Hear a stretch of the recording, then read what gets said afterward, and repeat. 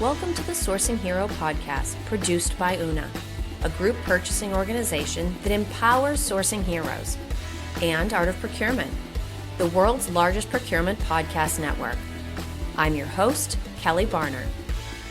The goal of the Sourcing Hero podcast is to capture the epic stories of people who are rising up and beating the odds to create exceptional value within procurement, directly from those heroes themselves. Today, my guest here on the Sourcing Hero podcast is Jennifer Sterbling. Jenny's the Senior Manager of Indirect Procurement, and she is based in Louisiana, where they are currently preparing for a big storm. So thank you for having the courage to be with us today, Jenny. I'm so glad that you're here to be part of this conversation. I really appreciate it, Kelly. I'm excited to be here, and we are preparing for hopefully a tropical storm that will not go into a hurricane today or tomorrow. So thank you. Absolutely. Now, before we get into sort of our core topic, I would love for the audience to get to know you a little bit better. What do you think it's helpful for people to know about your professional journey to this point? Well, I never chose procurement. I always like to premise it that I stumbled into procurement. About 20 years ago, was hired with a mining company in Salt Lake City, and I was asked to become a contract manager, which they were not one entity yet as procurement. They decided to combine all the groups a couple years later, and I became procurement the next day, and people looked at me actually funny. It was quite entertaining. And from there, my career has I've gone from indirect procurement, I've gone to direct, I've gone back to indirect. I did warehousing for a while. I'm currently changing new categories the next few weeks. I think I've been very, very blessed in all of my experiences to have different types of roles. And procurement tends to you kind of sometimes stick with one category and you continue onwards. But however, I think I've been very blessed to kind of experience. I mean, I have procured early on in my career, I procured a horse and a buggy, literally. Now, together, or was that two separate sourcing projects? One for the horse and one for the buggy? It was just one, but it was quite comical. I was like, it was a large company, so I was like, I gotta have $1 million for this horse and buggy. So, I think that's the fun part in procurement in general, is that you never know in procurement where your journey will take you. You don't know. I mean, I think a lot of procurement folks can really empathize with this statement, is that during COVID, we were procuring all kinds of things, and it was very difficult. Even from a paper cup to drink in was very hard to sometimes find to source. It was, the masks and all the other the equipment that you needed during COVID. And it hasn't really taken the pressure off, maybe a little bit, but I think during COVID, it was quite, it really shadowed a light on what procurement does. So it's interesting that you talk about stumbling into procurement. I think all of us have a story like that. Nobody was growing up saying, oh, I'm going to dress as a procurement professional for Halloween, or I'm going to be a procurement professional when I grow up. And yet we've all gotten here and realized what an impact we can have from this space in a company. And with all of the changing conditions, whether it's the big things from COVID or whether it's simply not knowing what we're going to deal with on a given day, I think having a solid foundation as an individual around who you are and what's important is all the more critical to being successful in the job. So you and I are going to do something a little bit different today. And we talked about this a few weeks ago. We talked about it before we started recording. We're both going to sort of put ourselves out there a little bit more personal today, but in the context of how your personal beliefs ground you so that you can handle difficult professional situations. So I want to give you an opportunity to start us off just by talking a little bit about your guiding beliefs. So, and this is the most interesting part about this statement or question and so forth, is that I believe in Jesus. I believe that that's my guiding beliefs is Christianity. It took me a very long time to get there, Kelly, to profess that. And I don't know why.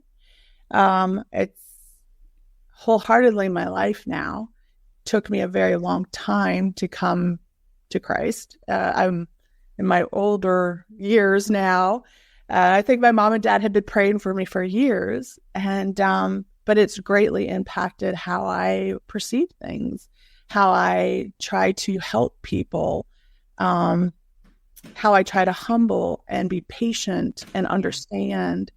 And it's not as simple when you profess Jesus as your guiding principle or the savior, right? As we say in Christianity, he's my savior. It's not a automatic, oh, today is going to be a wonderful day. Nothing's ever going to happen to me ever again. You wouldn't make it long in procurement if that were the case. No. And I think you have to, and your guiding beliefs and faith is have that hope that goes along with it.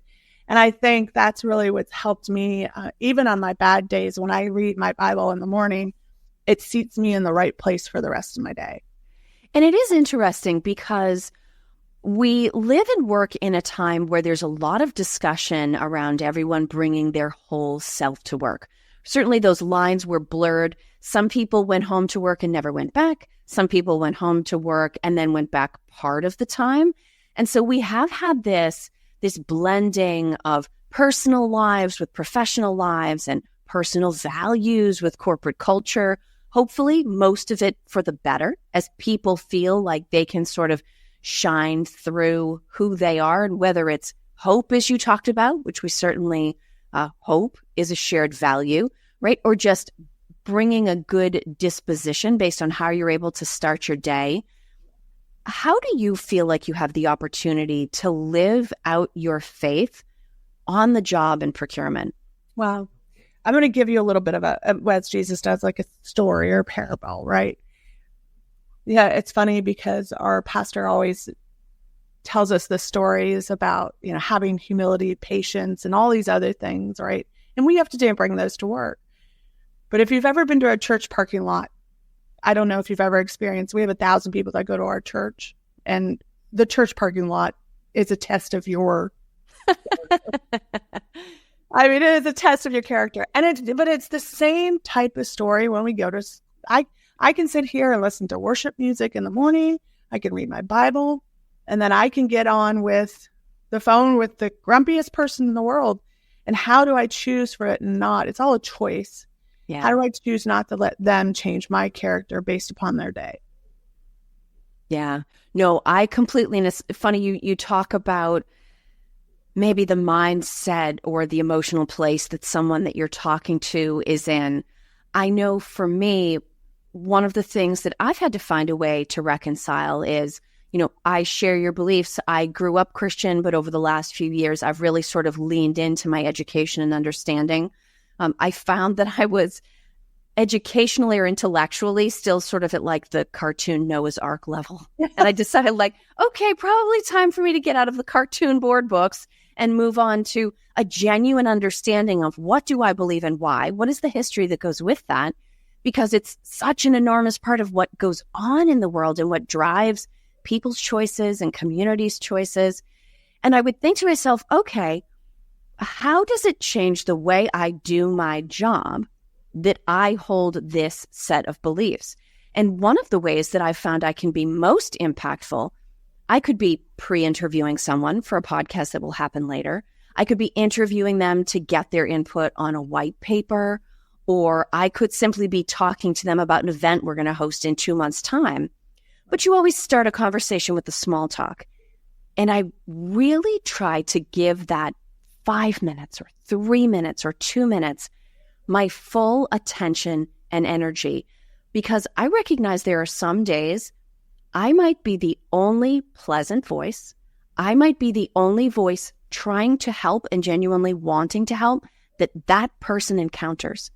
And so living that out and knowing how important it is to listen and to bring positive energy and empathy to every single work engagement that we have, regardless of the faith tradition that someone belongs to, you would like to think they could see the benefit in that, and potentially, which of course would be the best case scenario, want to emulate that themselves in their dealings with other people.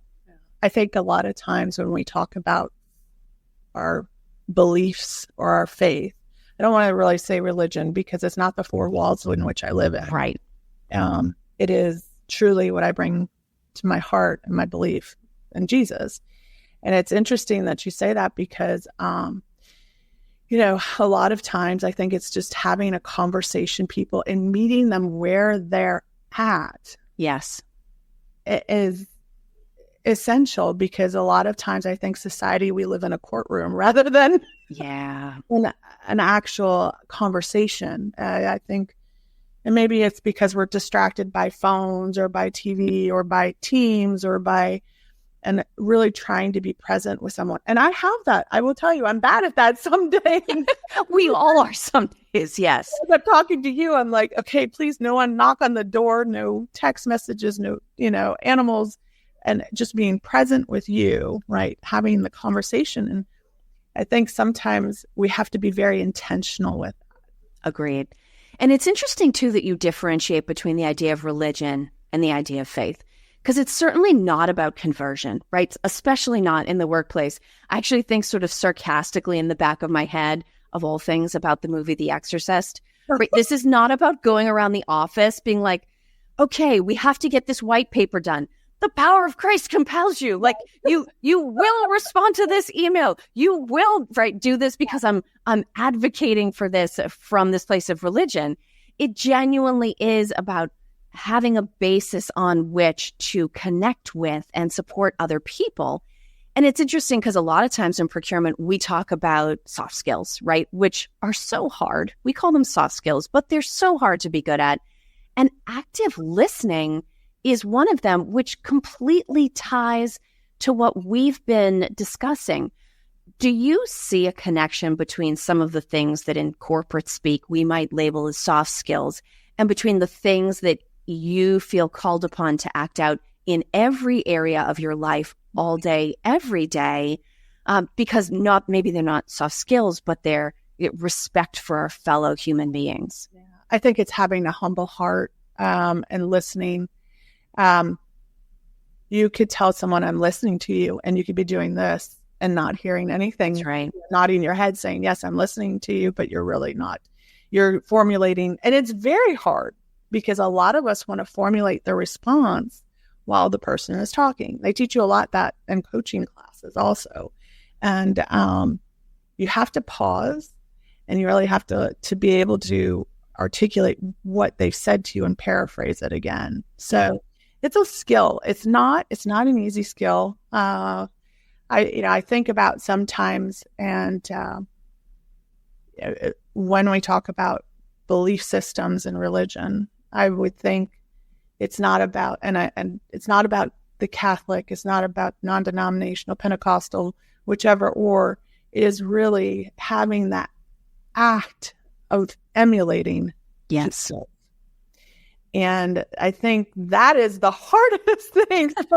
Again, the church parking lot, right? You can go to any church in the United States. It doesn't matter, right? Go to the parking lot afterwards, right? Just see what's happening. That's right. And, I giggle because, it's hard sometimes. That's what sin is, though. And that's what we talk about, right? Right. In all of us. And there's always this constant battle with, should I act in this manner or not? And we have to check ourselves. I always love that saying, check yourself before you wreck yourself, right? And that applies regardless. It is. It does. And your faith really has, I think that's a lot of times in my professional life, I'm always saying to myself, okay, but being firm and assertive also, right? It's not just being, a doormat.